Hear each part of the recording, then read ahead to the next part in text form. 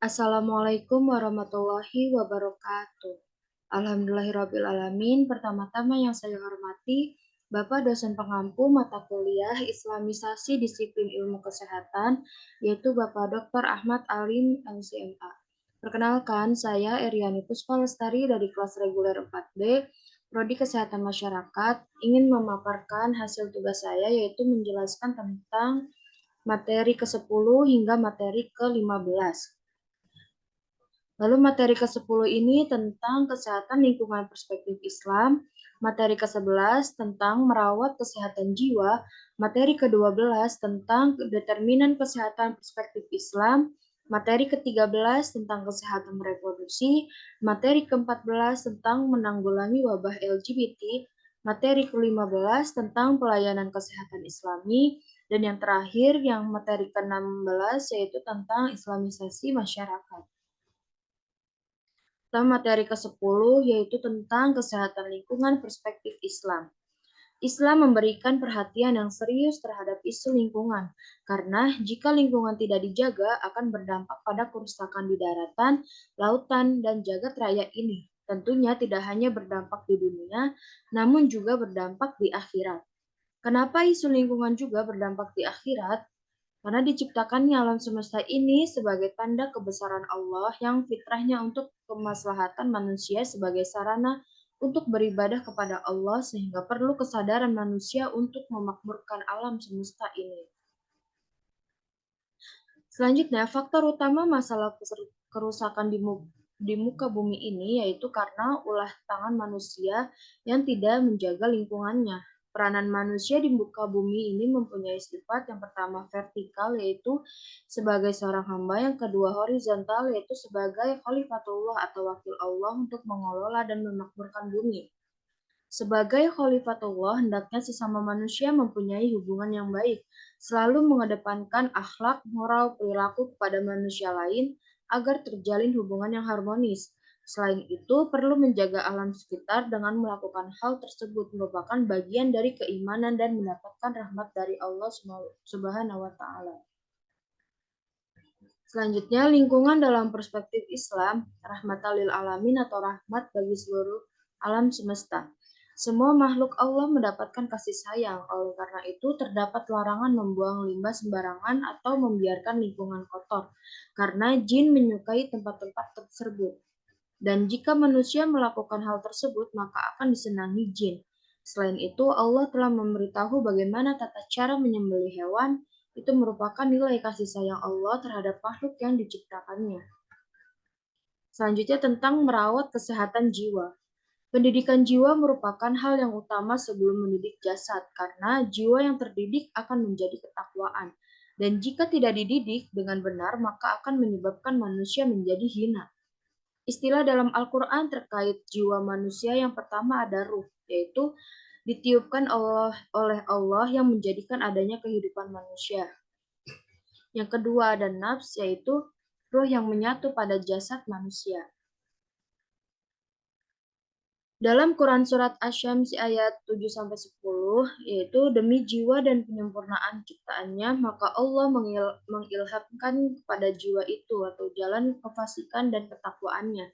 Sesungguhnya beruntunglah orang yang menyucikan jiwa itu, dan sesungguhnya merugilah orang yang mengotorinya.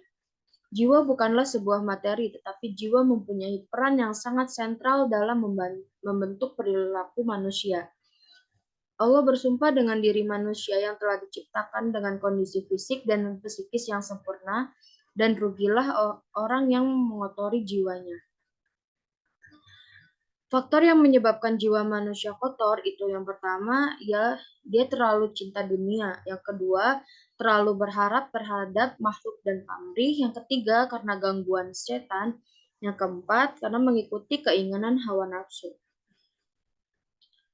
Selanjutnya itu tentang determinan kesehatan perspektif Islam. Faktor kesehatan dalam perspektif Islam itu ada 12. Yang pertama iman, yang kedua ibadah, yang ketiga doa, yang keempat perilaku atau pola hidup, yang kelima faktor sosial, yang keenam lingkungan, yang ketujuh genetik, yang kedelapan pelayanan kesehatan, yang kesembilan pengetahuan, Yang ke-10 latar belakang budaya, yang ke-11 emosional, dan yang ke-12 itu ekonomi. Lalu faktor kesehatan menurut HL Bloom itu ada 4. Yang pertama perilaku, yang kedua lingkungan, yang ketiga keturunan atau genetik, yang keempat pelayanan kesehatan. Selanjutnya tentang kesehatan reproduksi. Kesehatan dalam perspektif Islam membahas secara komprehensif, artinya dilihat secara menyeluruh, tidak hanya dilihat dari fisik saja, melainkan dilihat pula adatnya. Menstruasi merupakan siklus reproduksi yang menandai berfungsinya organ-organ reproduksi wanita yang dianggap sudah mampu untuk bereproduksi. Hal tersebut menjadi mukodimat atau pembukaan akan mengalami proses kehamilan yang menjadi sebuah estafeta kehidupan dengan adanya kelahiran manusia. Dalam Quran Surat Al-Baqarah ayat 222, yaitu, dan mereka menanyakan kepadamu Muhammad tentang haid. Katakanlah itu adalah sesuatu yang kotor. Karena itu, jauhilah istri pada waktu haid dan jangan kamu dekati mereka sebelum mereka suci. Apabila mereka telah suci, campurilah mereka sesuai dengan ketentuan yang diperintahkan Allah Subhanahu wa taala padamu. Sungguh Allah menyukai orang yang taubat dan menyukai orang yang menyucikan diri. Berdasarkan ayat tersebut dapat diketahui bahwa darah haid adalah darah kotor sehingga laki-laki yang sudah menikah dilarang untuk menggauli istrinya sampai ia dalam keadaan suci. Hal tersebut akan membahayakan atau menyakitkan bagi perempuan dan bila melanggar maka perlu beristighfar dan membayar kafarah dengan cara bersedekah. Klasifikasi haid itu ada 3. Yang pertama ada mubtadi'ah yaitu baru pertama haid, yang kedua mumaziyah yaitu sudah berulang kali haid sehingga dapat membedakan warna darah dan kapan bisa bersuci. Yang ketiga mutahayyirah yaitu lupa atau bingung kapan mulai haid sehingga kebingungan kapan akan bersuci. Wanita haid biasanya berlangsung selama 3-7 hari dan paling lama ada 15 hari. Jika sudah lebih dari 15 hari namun masih keluar darah, maka diperbolehkan untuk bersuci, karena itu merupakan darah penyakit atau bisa disebut dengan istihadah. Selanjutnya tentang menanggulangi wabah LGBT.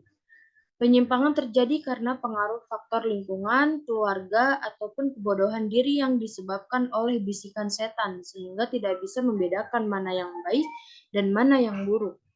Kaum Nabi Lut merupakan contoh penyimpangan yang keluar dari fitrah manusia menuju garis lain hingga melampaui batas yang ditetapkan Allah, sehingga Allah menurunkan azab kepada mereka berupa dibalikannya bumi dan diturunkannya hujan batu karena mereka tidak mau mendengar apa yang telah dinasihati, menolak kebenaran yang ada, dan tidak pernah taubat. Upaya pencegahannya itu pertama perbaiki paradigma masyarakat, itu diluruskan cara pandangannya dengan cara memberikan edukasi pada mereka dan tempatkan mereka di lingkungan yang benar. Yang kedua, terapi sikap itu diarahkan agar tidak menyimpang dari fitrahnya. Jangan sampai laki-laki secara penampilan fisik dan sikapnya serupa dengan perempuan, begitupun sebaliknya. Dalam menyembuhkan hal-hal seperti ini, tidak cukup jika hanya pendekatan secara normatif saja, namun perlu diruqyah dengan membacakan ayat-ayat Al-Quran. Selanjutnya tentang pelayanan kesehatan Islami. Islam mengajarkan pelayanan kesehatan komprehensif yang sifatnya sempurna dan menyeluruh. Oleh karena itu, pelayanan kesehatan perlu meningkatkan kualitas pelayanan agar masyarakat merasa puas. Pelayanan kesehatan Islami adalah segala bentuk kegiatan, asuhan medik atau keperawatannya, sesuai dengan kaidah Islam sehingga dapat membedakan dengan pelayanan kesehatan lainnya. Prinsip pelayanan kesehatan Islami itu ada 7. Yang pertama, ihsan atau terbaik. Yang kedua, kasih sayang. Yang ketiga, memberikan pertolongan atau solusi. Yang keempat, memberikan manfaat. Yang kelima, ma'ruf atau berbuat baik. Yang keenam, memberikan kebahagiaan. Yang ketujuh, itu ukhuwah atau menjalin persaudaraan. Selanjutnya, materi terakhir tentang islamisasi masyarakat. Cara mengislamkan masyarakat yang pertama, mengedepankan akhlak, yang kedua mengedepankan ilmu, yang ketiga mempunyai prinsip. Islamisasi masyarakat harus dimulai dari diri sendiri.